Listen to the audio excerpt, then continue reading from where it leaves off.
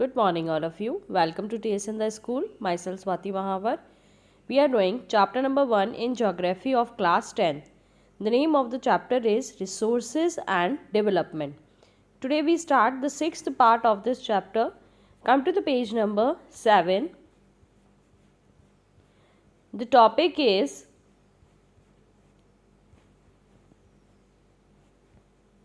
Land Degradation and Conservation Measures. ठीक है, one side इसका हमने कंप्लीट कर लिया था. Now today we start with the next side. There are many ways to solve the problem of land degradation. Land degradation क्या होता है, मैंने आप लोगों को बताया था. जब ज़्यादा हम कल्टीवेशन करते हैं, एग्रीकल्चर करते हैं, तो वो ज़मीन धीरे धीरे क्या हो जाती है, ख़राब हो जाती है. वो क्या कहलाता है, land degradation. Afforestation and proper management of grazing can help to some extent. Afforestation क्या होता है, जब हम वापस से ट्रीज़ की प्लांटिंग करते हैं तो वो क्या कहलाता है, एफॉरेस्टेशन. अगर आप एफॉरेस्टेशन करेंगे या फिर प्रॉपर तरीके से उनको यूज़ करेंगे, जो ग्रेजिंग होती है उसको प्रॉपर तरीके से वापस से उसको रीप्लांट किया जाएगा, तो उससे ये जो लैंड डिग्रेडेशन की जो प्रॉब्लम है वो क्या हो जाएगी, सॉल्व हो जाएगी. Planting of shelter belt of plants, control on overgrazing, stabilization of sand dunes by growing thorny bushes are some of the method to check land degradation in arid areas. ठीक है, shelter beds बनाना plant का मतलब एक line से plants को लगाना, जिसकी वजह से क्या होगा, ओवरग्रेजिंग जो होती है वो क्या हो जाएगी, कंट्रोल हो जाएगी. ठीक है, थॉर्नी बुशेस जो झाड़ियाँ होती हैं उनको लगाना, जिसकी वजह से लैंड डिग्रेडेशन के अंदर थोड़ा कंट्रोल आएगा. Proper management of waste land, control of mining activities, proper discharge and disposal of industrial effluents and waste after treatment can reduce land and water degradation in industrial and suburban areas. Proper तरीके से management होता है waste land का, मतलब जो भी waste land पड़ी है, जो फेलो लैंड पड़ी है, उसको अच्छे से काम में लेना, उसको उपजाऊ बनाना. तो ये सारी चीज़ें जो होती है जिसकी वजह से हमारा जो वाटर डिग्रेडेशन और लैंड डिग्रेडेशन होता है वो क्या हो जाता है, कंट्रोल हो जाता है. Now next topic is soil as a resource. Soil is the most important renewable natural resource. सबको पता है मिट्टी बहुत ज़रूरी होती है. अगर हम कल्टीवेशन करते हैं उसके लिए भी हमें सॉइल बहुत क्या होती है, इम्पॉर्टेंट होती है. It is the medium of plant growth and support different types of living organisms on the earth. ठीक है, प्लांट का जो प्लांटेशन जो हम करते हैं वो भी किसके ऊपर करते हैं, सॉइल के ऊपर करते हैं. तो सॉइल जो है वो प्लांट के लिए और जितने भी लिविंग ऑर्गेनिजम्स हैं सबके लिए बहुत इंपॉर्टेंट है. The soil is a living system है soil. It takes millions of years लगते हैं सॉइल को वापस रीजनरेट होने में, to form soil up to a few centimetre in depth. कुछ सेंटीमीटर बनने के अंदर उसको कितना टाइम लग जाता है, मिलियंस ऑफ ईयर्स लग जाते हैं. Relief, parent rock or bedrock, climate, vegetation and other forms of life and time are important factors in the formation of soil. ठीक है, अब जहाँ पर सॉइल फॉर्म किया जा रहा है, जहाँ पे सॉइल फॉर्मेशन हो रहा है, वहाँ का क्या पेरेंट रॉक का क्या टाइम है, किस टाइम की वो रॉक है, किस टाइप की वो रॉक है. ठीक है, क्लाइमेट वहाँ का कैसा है, वेजिटेशन वहाँ का कैसा है. तो ये सारी चीज़ें डिपेंड करती है उस सॉइल के ऊपर. Various forces of nature such as change in temperature, action of running water, wind and glaciers, activities of decomposer etc. contributed to the formation of soil. ठीक है, टेम्परेचर जो हमारा चेंज होता है, रनिंग वाटर का आना, ग्लेशियर्स बनना, जो जितनी भी डीकम्पोजर्स की एक्टिविटीज़ होती है, ये सारी जो चीज़ें होती हैं इन सब की वजह से क्या होता है, फॉर्मेशन ऑफ सॉइल होता है. जैसे नदी बहती है तो अपने साथ में मिट्टी लेके आती है नदी की, फिर वो मिट्टी क्या होती जाती है, डिपॉजिट होती जाती है ज़मीन के ऊपर. तो ये सारी जो चीज़ें होती है जिसकी वजह से सॉइल फॉर्मेशन होता है. Chemical and organic changes which take place in the soil are equally important. ठीक है, केमिकल जो होते हैं वो क्या होते हैं, केमिकल चेंजेस जो होते हैं वो भी सॉइल के लिए बहुत ज़्यादा इंपॉर्टेंट होते हैं. Soil also consist of organic and inorganic material. Organic material भी होते हैं और इनऑर्गेनिक मटेरियल भी सॉइल के अंदर होते हैं, यानी कि उसके अंदर कुछ बैक्टीरिया इंसेक्ट्स भी होते हैं और कुछ उसके अंदर नॉन ऑर्गेनिक भी होते हैं. On the basis of factors responsible for soil formation, color, thickness, texture, age, chemical and physical properties, the soil of India are classified in different type. अब ये है आपका इम्पॉर्टेंट पार्ट इस चैप्टर का कि कौन सी सॉइल किसके काम में आती है, क्या क्लासिफिकेशन है सॉइल का, कैसे सॉइल को अलग अलग पार्ट्स में डिवाइड किया गया है.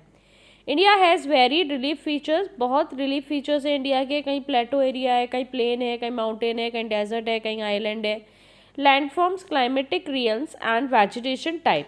तो उसके अकॉर्डिंग वहाँ का क्लाइमेट, टेम्परेचर और जो टाइप है वेजिटेशन का वो भी क्या हो जाता है, चेंज हो जाता है। These have contributed in the development of various types of soil. और इन्हीं टेम्परेचर, क्लाइमेट की वजह से क्या होता है, सॉइल का फॉर्मेशन होता है। Now number 1, alluvial soil. Alluvial soil की हम बात करते हैं। This is the most widely spread and important soil. सबसे ज़्यादा जो देखने को हमें मिलती है वो कौन सी सॉइल है, एलुवियल सॉइल। ठीक है, और बहुत ज़्यादा क्या है, ये इम्पॉर्टेंट है। In fact the entire northern plain are made of alluvial soil. जो हमारा नॉर्दर्न पार्ट है इंडिया का, वो पूरा किससे बना हुआ है, एलुवियल सॉइल से। These have been deposited by 3 important Himalayan rivers। अब जो ये एलुवियल सॉइल है, यहाँ पर 3 रिवर सिस्टम्स हैं। कौन कौन से, जो इंडस, गंगा और ब्रह्मपुत्रा। ये 3 जो नदियाँ अपने साथ में पानी लेके आती है, उस पानी के साथ में जो मिट्टी बहाकर लाती है, वो मिट्टी जब डिपॉजिट हो जाती है प्लेन्स के ऊपर, तो ये क्या बन जाती है, एलुवियल सॉइल बन जाती है। क्योंकि ये मिट्टी जो है वो नदी बहा के ला रही है, पानी की मिट्टी है, तो जिसकी वजह से ये मिट्टी जो होती है बहुत ज़्यादा उपजाऊ होती है। These soils also extend in Rajasthan and Gujarat. कहाँ कहाँ हमें देखने को मिलती है, राजस्थान, गुजरात में। Alluvial soil is also found in the eastern coastal plain, particularly in the deltas of the Mahanadi, the Godavari, the Krishna and the Kaveri. ठीक है, कोस्टल एरिया में भी हमको मिलती है ये। कहाँ पर, महानदी, कृष्णा, गोदावरी और कावेरी नदी के कोस्टल एरिया में। Now, the alluvial soil consists of various proportion of sand, silt and clay। अब जो alluvial soil है उसके अंदर sand, silt और clay तीनों का मिक्सचर होता है। As we move inland towards the river valley, soil particles appear somewhat bigger in size। ठीक है, हम river valley साइड में हम जाते हैं तो वहाँ पर जो soil particle है वो क्या है, बड़े साइज के हैं। In the upper reaches of the river valley, that is near the place of the break of slope, the soil are coarse। ठीक है, रिवर वैली के थोड़ा सा दूर अगर हम जाएंगे तो वहाँ पर जो सॉइल होगी वो किस में होगी, कोर्स के अंदर होती है। ठीक है, इन कोर्स को क्या बोला जाता है, डोर्स, चॉइस एंड टेराई। समझ में आया। जहाँ पर मिट्टी जो मिलती है, अलग अलग में डिवाइड किया गया है उस एरिया को, कि जिस तरह की मिट्टी वहाँ पे मिलेगी उस तरह का उसको नाम दिया गया है। ठीक है, 3 नामों के अंदर इसको डिवाइड किया गया है, डोर्स, चॉइस और try. Apart from the size of their grains or components, soil are also described on the basis of their age।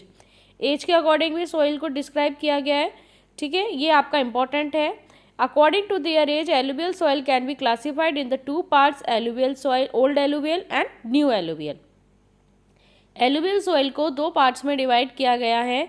एक तो है ओल्ड एलुवियल जिसको क्या कहा जाता है, भांगर, और एक है न्यू एलुवियल जिसको क्या कहा जाता है, खादर। The Bhangar soil has higher concentration of conquered nodules than the Khadar।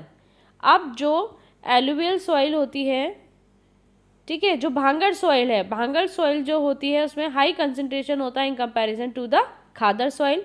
It has more fine particles and is more fertile than the bhangar soil. Khadar soil जो होती है बहुत ही छोटी पतली होती है। ठीक है, छोटे छोटे पार्टिकल्स होते हैं इसके अंदर, और ये जो मिट्टी होती है बहुत ज़्यादा फर्टाइल होती है in comparison to the bhangar soil. Alluvial soil as a whole are very fertile. ठीक है, जितना भी कल्टीवेशन होता है, मोस्ट ऑफ द पार्ट जो कल्टीवेशन का होता है वो किसके ऊपर किया जाता है, एलुवियल सॉइल के ऊपर किया जाता है, क्योंकि वो बहुत ज़्यादा क्या होती है, फर्टाइल होती है। Mostly these soils contain adequate proportion of, अब इस सॉइल के अंदर क्या क्या होता है, potash, phosphoric acid and lime, which are ideal for the growth of sugar cane. जो किसके लिए अच्छा है, शुगर केन, पैडी, वीट और दूसरे जो सीरियल और पल्स क्रॉप्स होती है उनके लिए बहुत ज़्यादा ज़रूरी है। Due to its high fertility, regions of alluvial soil are intensively cultivated and densely populated. अब इस सॉइल पे कल्टीवेशन ज़्यादा होता है जिसकी वजह से यहाँ पर ज़्यादा से ज़्यादा लोग क्या करते हैं, रहते हैं।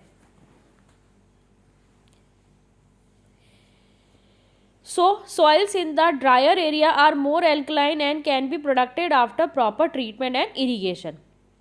अब ड्रायर एरिया की जो सॉइल होती है उसके अंदर एल्कलाइनिटी ज़्यादा होती है। ठीक है, उसको प्रॉपर मैनेजमेंट की ज़रूरत होती है, उस पर प्रॉपर तरीके से पानी दिया जाए, अच्छे से उसको काम में लिया जाए, उसको थोड़ा पानी में डालकर रखा जाए उस मिट्टी को, ताकि वो उपजाऊ बन सके। Number 1, black soil. These are black in colour. Black soil है, नाम से ही पता चल रहा है किस कलर की होती है, ब्लैक कलर की होती है, और इसको रैगर सॉइल भी कहा जाता है। लर्न कर लेना, ब्लैक सॉइल को क्या कहा जाता है? Regur soil. Black soil is ideal for growing cotton and is also known as black cotton soil. Cotton बनाने के काम में ली जाती है और इसको क्या कहा जाता है? Black cotton soil. It is believed that climatic condition along with the parent rock material are the important factors for the formation of black soil. ठीक है, जो पेरेंट रॉक मटेरियल मतलब कहाँ से, किस चट्टान से वो मिट्टी निकल कर आई है, वो ज़्यादा इंपॉर्टेंट होता है सॉइल के फॉर्मेशन में। This type of soil is typical of the Deccan trap region, ठीक है, spread over north west Deccan plateau and is made up of lava flows. ये जो सॉइल है वो हमें नॉर्थ वेस्ट डेक्कन प्लेटो पे भी देखने को मिलती है और ये किसकी वजह से आई है? Lava flow. लावा जो फ्लो होके आता है उससे, तो लावा फ्लो की वजह से, जब लावा फ्लो होता है तो ये वो जब ठंडा हो जाता है तो उसके बाद में वहाँ पर जो डिपॉजिट्स होता है वो डिपॉजिट्स की वजह से क्या बन जाती है? ब्लैक सॉइल बन जाती है। Deccan plateau and is made up of lava flows. They cover the plateau of, कहाँ कहाँ पे मिलती है हमें? Maharashtra, Saurashtra, Malwa, Madhya Pradesh and Chhattisgarh. And extend in the south east direction also the Ganga, Godavari and Krishna valley. South east में गोदावरी और कृष्णा वैली रीजन के अंदर भी हमें ब्लैक सॉइल देखने को मिलती है। The black soil are made up of extremely fine that is clayey material. अब जो ब्लैक सॉइल होती है वो बहुत ही फाइन मटेरियल की बनती है, क्ले मटेरियल की बनती है। They are well known for their capacity to hold moisture. ठीक है, अब ये जो सॉइल है इसके अंदर इतनी कैपेसिटी होती है कि ज़्यादा मॉइस्चर को अपने अंदर क्या कर लेती है? ये होल्ड कर लेती है, अपने अंदर एब्जॉर्ब कर लेती है। In addition they are rich in such nutrient, क्या होता है इस सॉइल के अंदर? Calcium carbonate, magnesium, potash and lime. These soil are generally poor in phosphoric content. Phosphoric content इस soil में कम होते हैं। They develop deep cracks during hot weather which help in the proper aeration of the soil. ठीक है, जब बहुत ज़्यादा सूरज की गर्मी इसके ऊपर पड़ती है तो इसकी वजह से सूख कर इसके अंदर क्रैक्स आ जाते हैं। उस क्रैक्स की वजह से इसके अंदर पानी एब्जॉर्ब होता है उस क्रैक्स के through he. These soils are sticky, band wet and difficult to work on unless tilled immediately after the first shower or during the pre-monsoon period. अब ये जो सॉइल होती है ये बहुत ही क्या होती है? डिफ़िकल्ट होता है इसके ऊपर कल्टीवेशन करना। इसको अच्छे से पानी दिया जाता है, पहले प्रॉपर मैनेजमेंट किया जाता है और मानसून के कारण ही इसको काम में लिया जा सकता है। बिना मानसून के सॉइल के ऊपर कल्टीवेशन करना इम्पॉसिबल है। आया समझ में आप लोगों को? ये आपका 6th पार्ट कंप्लीट हो गया इस चैप्टर का। अब इसके आगे का जो चैप्टर है वो हम 5th पार्ट में कंटिन्यू करेंगे। ठीक है, thanks for watching, stay home, stay safe.